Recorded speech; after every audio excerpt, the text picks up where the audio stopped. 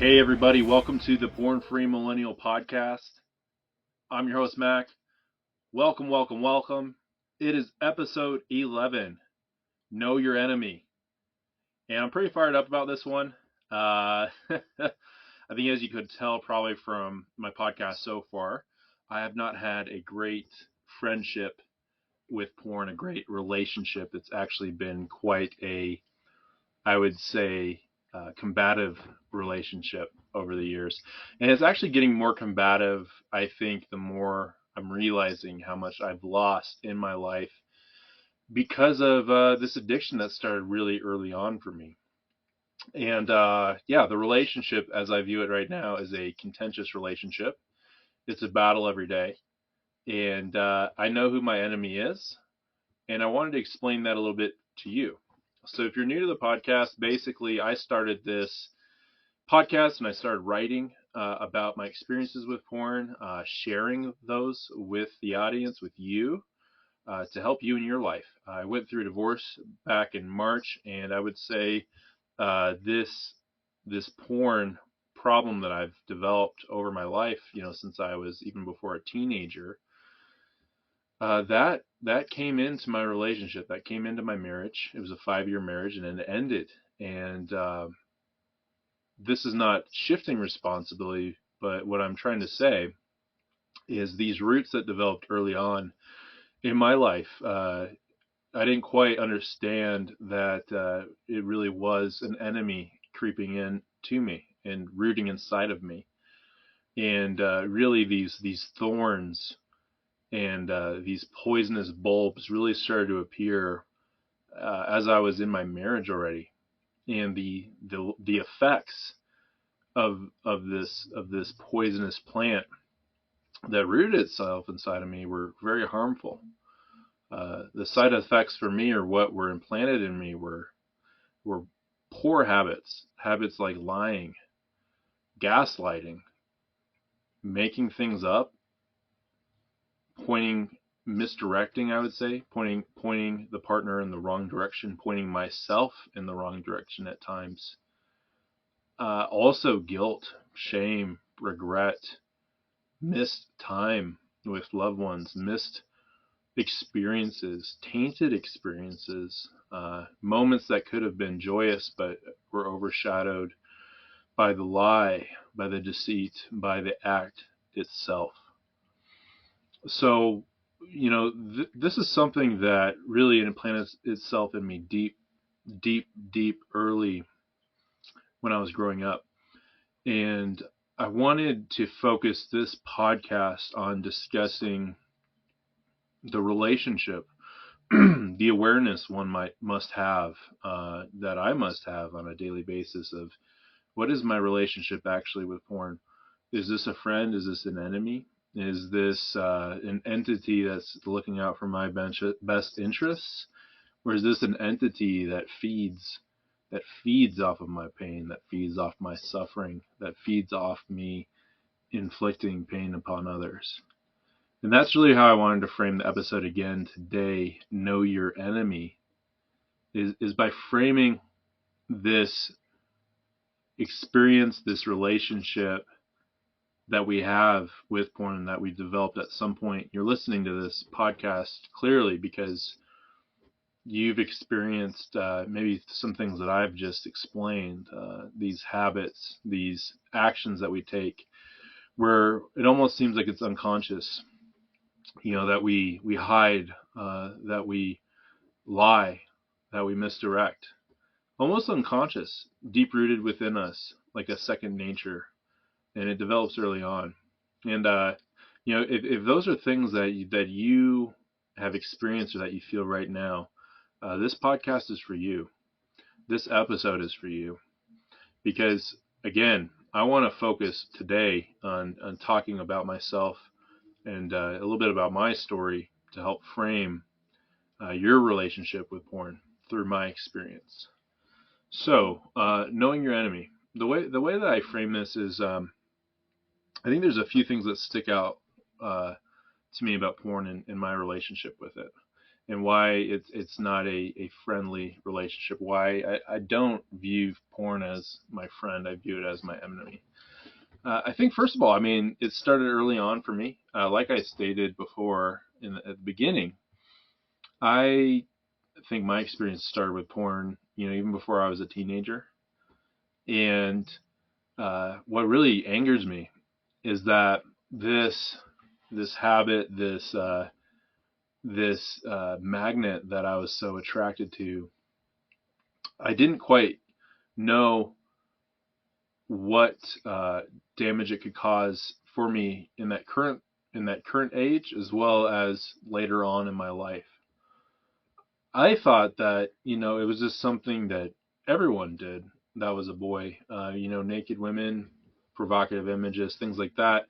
You can definitely tell within your body that your body enjoys it. Your body craves for more. So when you're a kid and you don't really understand how it can affect your brain, how it can affect your view of women, how it can affect certain actions that you take, maybe look further down the line with a partner where you're caught in the act and you lie about it and you hide it and you misdirect. You don't think about that stuff when you're a kid. All you're seeing is these images that are very addicting, and you just want more and more and more. The way I think about it is it's like a drug dealer ensnaring some young kid that doesn't even have any place in this situation. As some child that's innocent, that's not fully developed their brain, a drug can still be very appealing because of the way that it makes our bodies feel and the way that it can make our mind feel. It draws us in.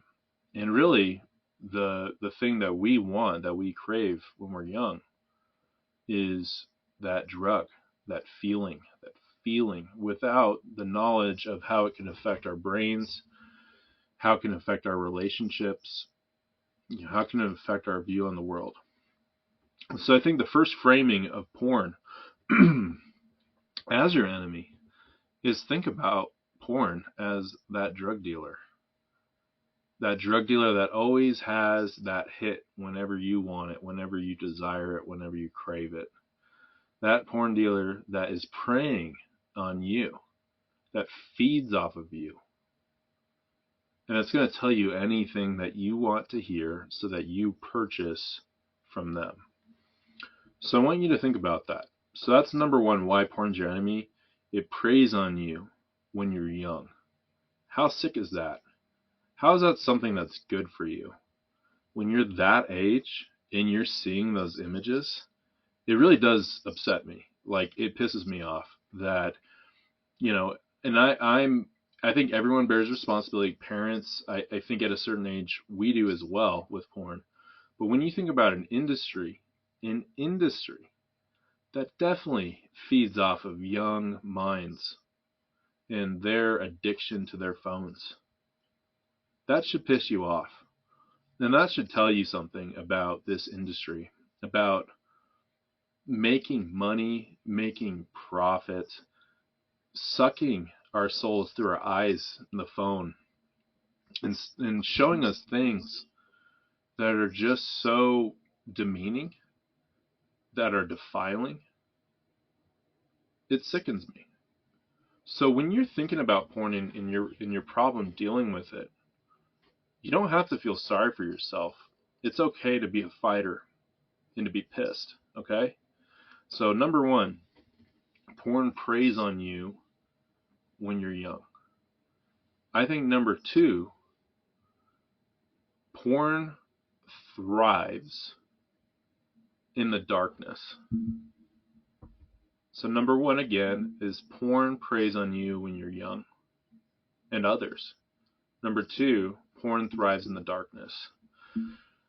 Now, I mean, there's many, I would say, stories, tales, analogies, whatever you might say about the light and the dark. Light typically is symbolizing good. Dark typically is symbolizing evil. Think about the last time that you looked at porn. Were you in the dark or were you in the light? Were you isolated or were you with people around you that love you? Were you surrounded? Was the door locked or was the door open? Was the history deleted or was the history not deleted? Were the shades down in your room or were they up? Was the light on or off? Porn thrives in the darkness. We're not excited and proud to share our relationship with porn because it's an enemy. Because we know deep down inside it doesn't benefit us. It tears us apart, and it tears others apart that we love. So number 2, porn thrives in the darkness, and that should tell you a lot. It tells us a lot about our habits when we're using it. I know, and I've shared before, it was almost 2 months now. I've been almost 2 months sober from porn since my last relapse. But when I was in the heat of that, I was in the dark. I was locking doors. I was paranoid. I didn't really want to be around people. I wanted to isolate. I couldn't wait till the next time I could disappear and go to my room or go to my camper that I have here that I work remotely out of my camper. Go to my camper and turn off all the lights. Dogs can't come in the room. It just, when you look back at it, it's just like, wow. I don't know if you follow Lord of the Rings. I'm a big Lord of the Rings nerd, but I kind of feel like when we watch porn and we are sucked in, it's kind of like we turn into Gollum, Smeagol, for all you nerds out there. But Gollum is this character that was drawn so much to the Ring of Power and had it for such a long time that it corrupted him. It basically turned him from a hobbit into this skeletal creature with big eyes and fangs, almost like 1% hobbit, 1% human, and more or less a creature that was birthed and that lived and thrived off of isolation and off of addiction. Gollum's basically that junkie that would be buying drugs from the drug dealer Sauron, who created the ring. So think about that one. Gollum lives in the darkness. His eyes, so a hobbit basically is like a smaller human, and they have hairy feet. But Gollum used to be a hobbit, and then he found the Ring of Power that corrupted him, turned him invisible when he put it on, eventually went to the caves, went to the darkness, because he used this ring of power for deceitful things. And eventually he was ostracized from society and hid in the misty mountains. Again, nerdum here being weaving its way into this podcast, but this Gollum, his eyes were kind of, just picture my eyes right now. If you're on video, if you can't, just picture a normal person's eyes. Gollum's ended up being like the size of, if you cupped your hand around your eye, that's how big his eyes were in the book and in the movies, because he was just so used to the dark and being isolated. And why I just share that is I feel like when porn thrives in the darkness and I'm in its throe and I'm addicted, I've got the Ring of Power on and I'm full in porn mode, I turn into Gollum. I'm like this skulking creature that goes to darkness. That's no way to live.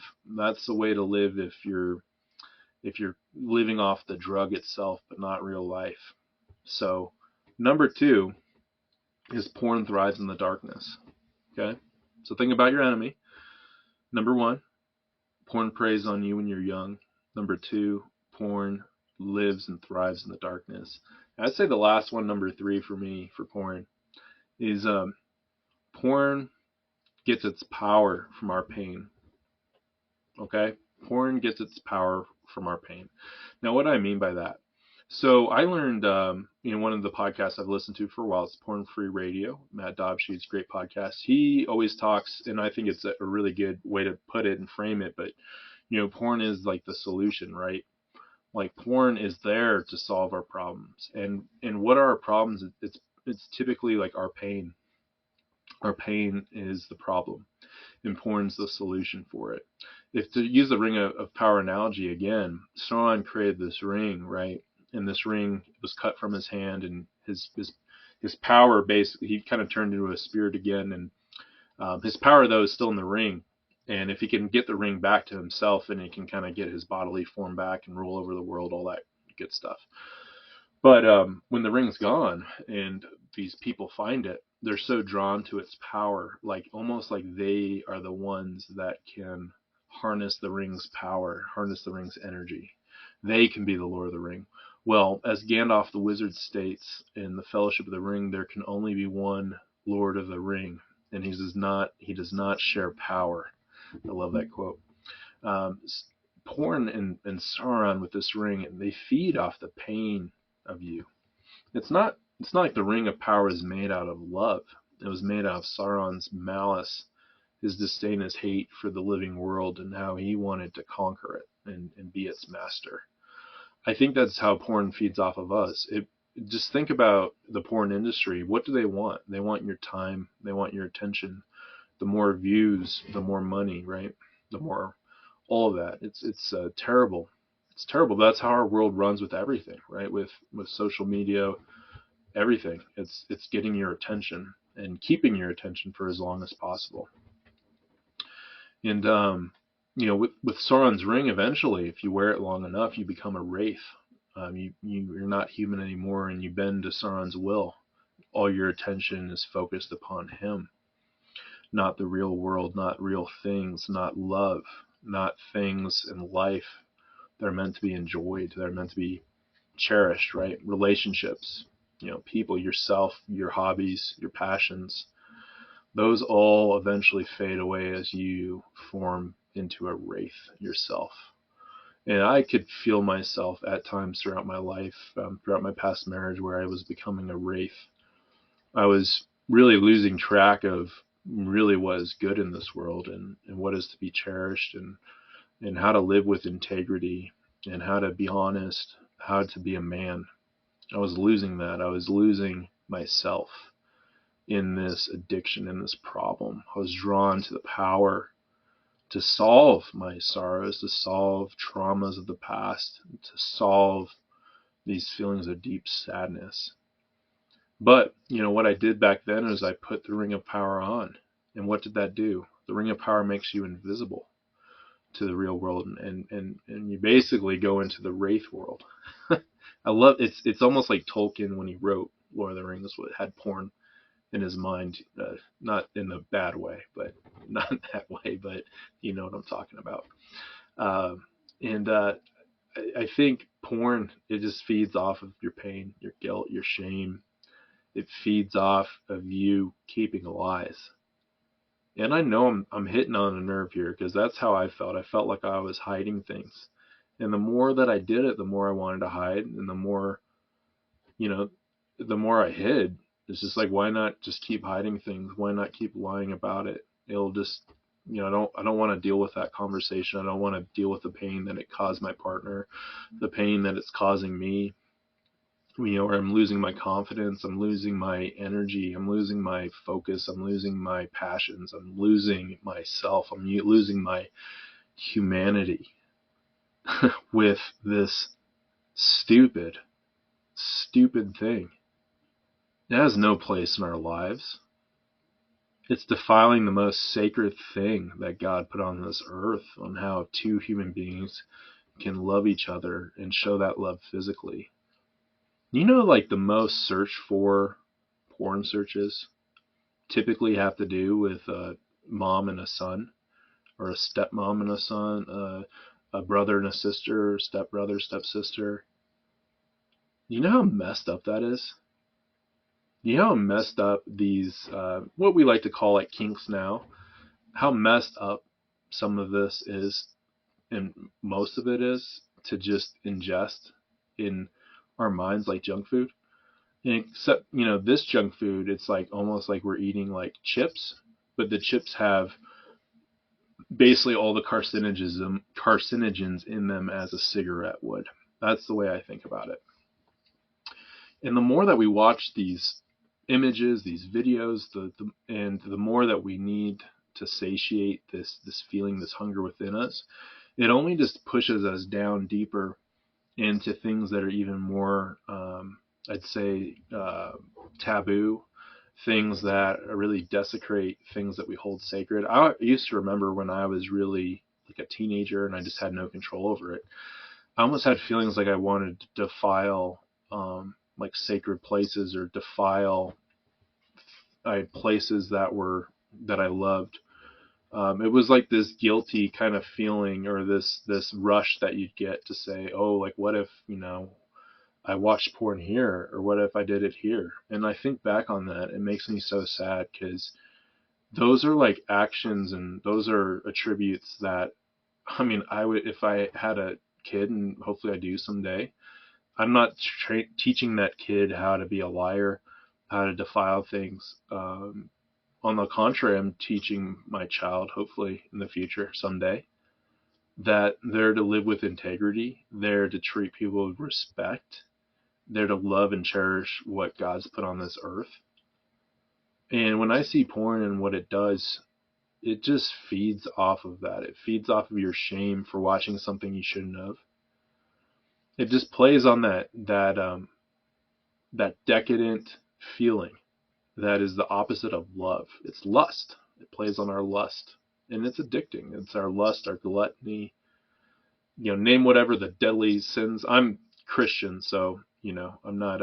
It's not like I'm condemning anybody here with my view, with my religious views, but I'm just saying that these things that are not good for us, they're not good for us. And there's a lot of things in society. It's not just porn, but I think porn plays on lust, which is very powerful, and it plays against the completely opposite. It's the enemy of, it's the antithesis of, I think, one of the most beautiful things that has been placed on this earth for us, whoever our creator is, for us to truly love somebody through sex, and show that appreciation for them, show them that love and that connection physically, and for porn to feed its views off of defiling that, to me, that really tells me that porn is the enemy.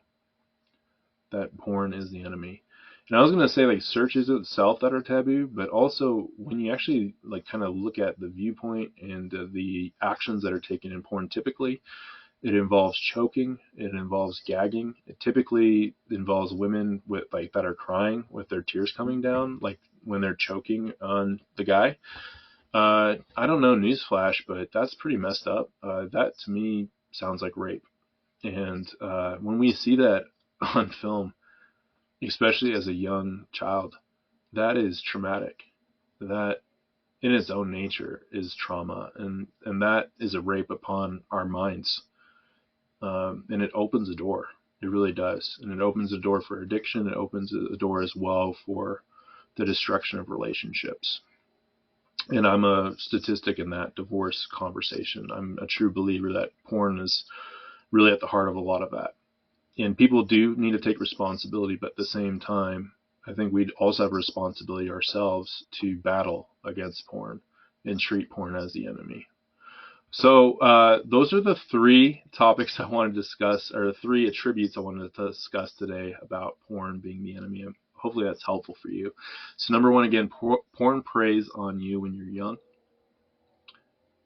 Number two, porn thrives in the darkness.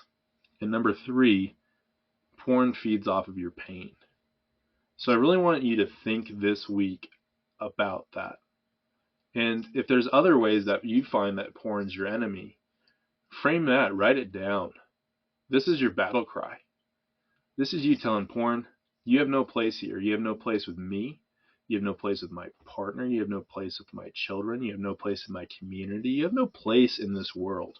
Get out. Get out.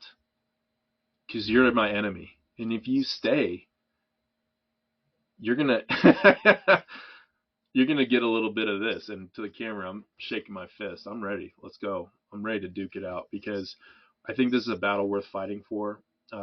And you know it listening to this message, if you're still listening, this is a powerful entity. And we all must stand firm and support each other. We all must battle against porn and treat porn as our enemy. So, with that being said, really appreciate you listening today. We have some interviews coming up, so I'm really excited to announce that. I have some interviews coming up that I think you'll find really powerful and useful. These are from people that I know personally in my life, and really it's just to open the door to share more experiences, share more stories, share more tips on, how we can beat porn in this battle, how you can live a porn-free life, how you can walk the road of recovery with me. So we have some exciting podcasts coming up with interviews. If you like getting emails, no one really does. That's a horrible way to market it. But I do have a Substack that I write on. And you can actually subscribe through Substack with your email. And you'll get those articles right away when I release them. So I was doing 2 a week. I was doing Wednesday Wisdoms on Wednesdays. And then Porn-Free Tip for the Weekend on Fridays. Now, starting this week, I've added into the mix Momentum Mondays. And really what the Momentum Mondays focused on is really quick, like 1 minute read, focused really quick on, hey, here's something to pump you up. Here's something to build momentum for your week. I'll just explain Wednesday wisdoms, typically some wisdom that I've learned along the way. I normally get it from like quotes I've read in books or that I've heard, in speeches, to something that really strikes me as wisdom. And I try to branch upon that and do my own spin on it. And Porn-Free Tip for the Weekend, those are typically, as kind of like on Mondays, a quicker read. And that's just a quick tip, something to focus on this weekend so that you have a porn-free weekend. So I think together with the podcast, with the writings, really what I'm trying to do, again, is spread my message. Spread it. So if you like this podcast, please share it with a friend, a family member. And I would really challenge you this week, view porn as your enemy. Talk to others about it, because to win this battle, we have to have an army. We have to have an army of people that are saying, you know what, I'm done with it. I'm sick of it. And I'm gaining back territory. I'm gaining back what is mine from you. Okay? So I really want you to focus on that this week.